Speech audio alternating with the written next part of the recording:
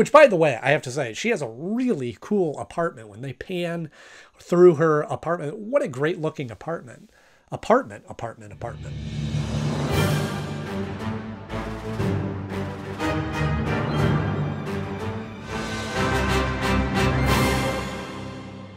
Hello, friends. Welcome back to the show. So glad to see you once again. And if you are new here, thank you for joining us. This is the show that I think you've been looking for because I'm a huge fan of Superman and Batman and the DC animated universe, and I grew up on these cartoons in the 90s. So I decided to sit down, look at each of the episodes from the perspective of being an adult now, 20 plus years later, and analyzing them from this perspective. And right now we're working through a series talking about the Superman, the animated series, which I think is why you clicked on this video. So if you want to see more episodes like this, just hit the subscribe button down below, and while you're there, hit the thumbs up, because today we're talking about the episode Target, which originally aired on September 19th, 1997. And Lois Lane for Lex Scam Nuclear Danger.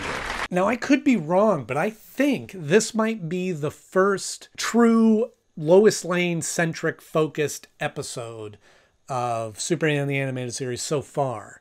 I could be wrong. Maybe I'm missing one, but she's certainly been featured in most of the episodes, and she certainly played a big part in a lot of those. But this storyline is really about her. And we'll talk all about that right after our 60-second rundown of the episode, summarizing it before the Brainiac bomb goes off in 60 seconds. Here we go.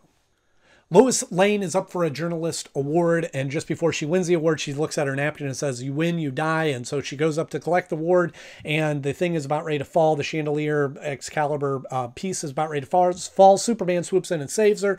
They're going home. Clark Kent and Lois Lane are driving home, and then the car takes control, and Clark Kent flies out. Superman saves him, and then they find this device on the car. They take it to a friend of hers, Eddie, who looks at it and he goes, "Oh, let me analyze this and see. Oh, it came from LexCorp." They go to LexCorp. He says, "Yeah, that's mine, but I had nothing to do with this."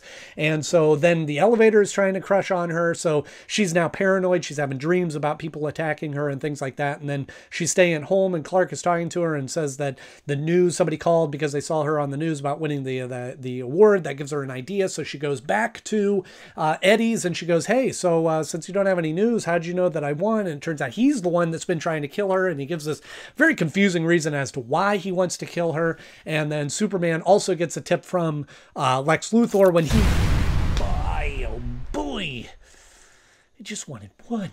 But when Lex Luthor calls in to Clark, that he says, "Oh, this is mine, and it came up missing from our lab when we fired Eddie." And so Superman shows up at Eddie's place to save Lois Lane, and even though Eddie has this device to be able to beat up Superman, he still is able to stop him. And then they go out to the car, and Superman and Lois Lane do a little flirting.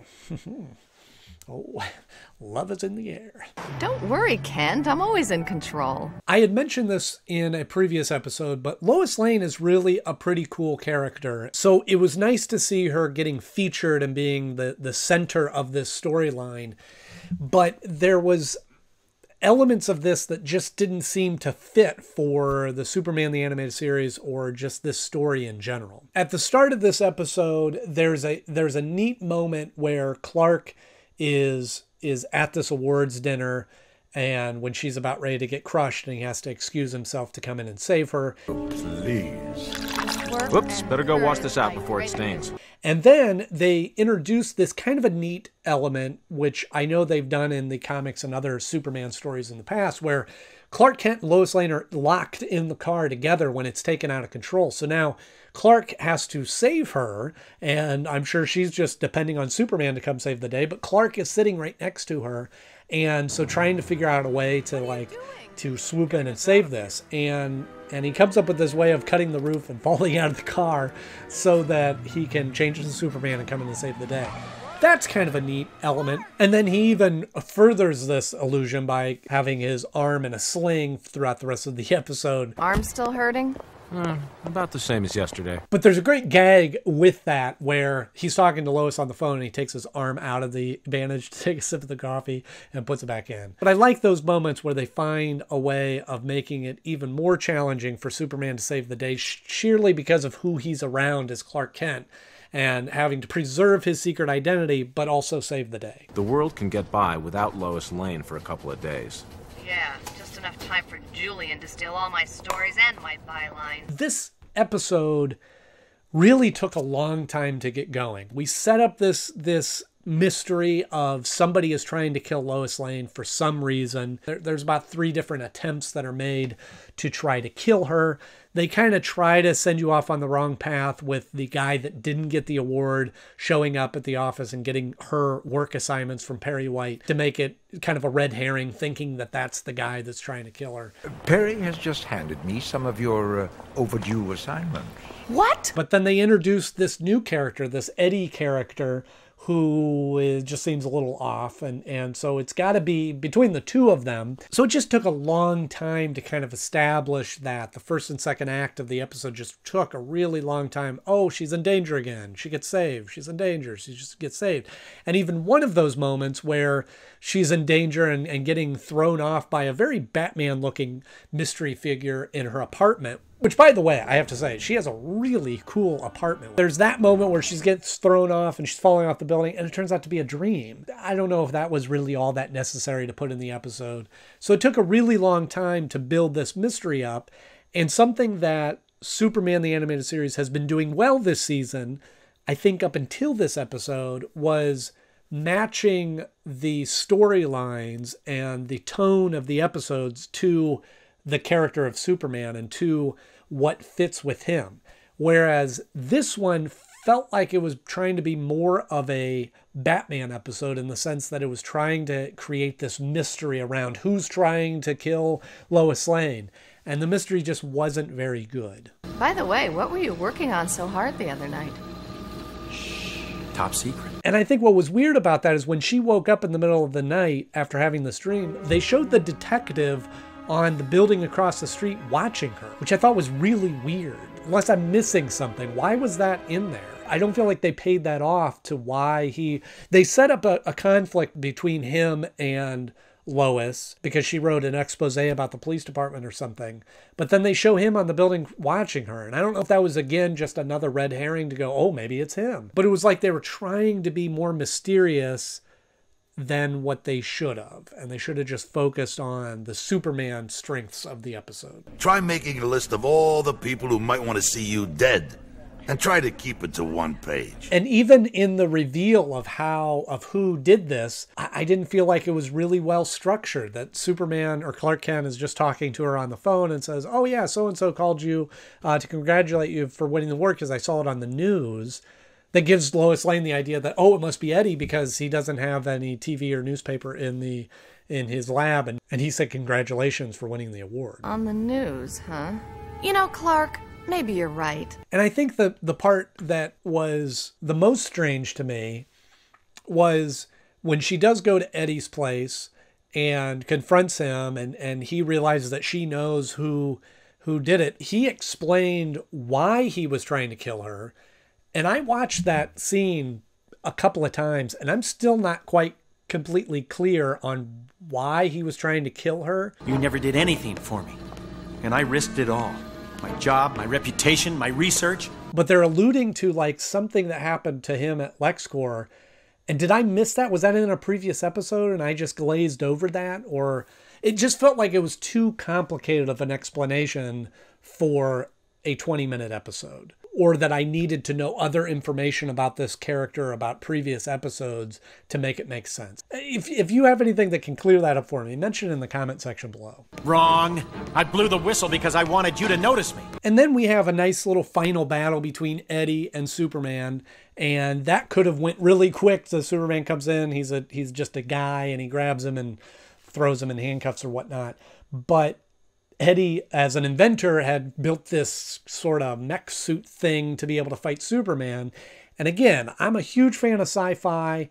I can go on the ventures with everybody else going, oh, here's how this mechanical thing works, and here's the science behind it. Again, the explanation, I watched a couple of times on how this mech suit works. It's powered by the solar energy spectrum of a red sun. It didn't make any sense. Where does it get the power of the red sun? And it's on Earth with the yellow. I don't know. I was very confused by that. But again, I kind of had to like shut that part off and go, okay, well, it's a powerful suit. They can fight Superman. But then ultimately Superman does prevail in the fight.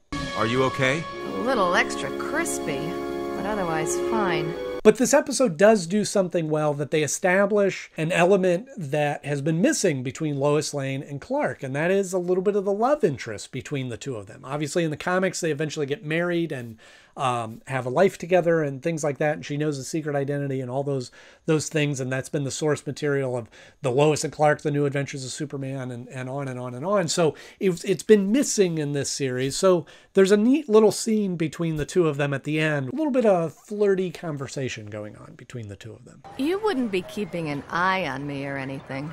Well, some people need more watching than others. Thanks. So when it comes time to rank this episode, obviously not one of my favorite, and maybe it's perhaps because I wanted more out of this episode given what the type of character that Lois Lane is and what she could be, and it felt like they were trying hard to focus on her in this episode and just didn't have a good story to tie it up. And I get it that she's more of the investigative journalist person in the storyline, so they're trying to create this mystery around her, but it really was kind of a weak mystery, and some of the connecting dots or clues didn't make a lot of sense. And then it was like they still needed a big fight at the end with Superman and somebody that could face off against him, so they had this bizarre sci-fi tech for him to go up against. So it's just missing a lot of elements that I think I wanted to see in this episode. So for all those reasons, it falls at the number 15 spot of my favorite episodes so far. It lands just below Last Son of Krypton because I get it that I'm kind of hard on that episode because it is a lot of establishing and a lot of backstory, but it's still very interesting, especially the first two episodes, in the way that they give more information about Krypton and where Superman came from and Kal-El and Brainiac and all those elements. The third episode I could have done without, but that's why it's so far down on the list. But it does, I think there's enough positive elements to that story that it does beat out this episode. But it does beat out My Girl because I don't even know why that episode was made. I think that's an episode that they're really still just trying to find their footing. So it does beat out that episode. I certainly hope I can come up to your award-winning standard. So let me know, do you agree with my assessment of this episode? What do you think the worst element of this storyline is? Or am I wrong? Am I missing something, or I'm not connecting the dots to the other episodes to make this episode stand where it needs to stand? Let me know in the comment section below. If you enjoyed my assessment of this episode, whether you agree or disagree with it, then hit the like button. If you want to see more episodes like this, just hit subscribe. Typically, I have new episodes coming out every Tuesday and Thursday, but next week being Christmas, I'm going to be taking a couple of weeks off, spending some time with my family and friends, and refreshing and regrouping and re-energizing myself and taking a little break. This has been a busy couple of months for me, so I'm just going to take a couple of weeks away from YouTube. But don't worry, I'll be back in January. I'm going to pick up where I left off with Superman the Animated Series, but I'm also going to be spending some time while I'm on break to examine what's going on and what I'm doing here on YouTube and see if there's a different release schedule that may work or some additional content that I may be able to release. So hopefully refreshing the channel a little bit. I'm going to keep the things that has been working well and hopefully adding some new things that will also be a great addition to the channel. But with that said, I want to wish you all a very happy holidays. Whatever you celebrate, however you celebrate, I hope that you enjoy this time with friends and family. And from my family to yours, I wish you the best over this holiday season and a happy and prosperous new year. From the bottom of my heart, thank you for spending the time that you have with me over this past year. And I look forward to next year and some of the new things that I want to introduce to the channel and new ways of connecting with you. And so thank you so much for watching. Thank you for helping me hit 1,000 subscribers this year. That was a big milestone. So I wish you all the best. And as always, I'm Andy Knode. Thank you so much for watching. I'll see you soon.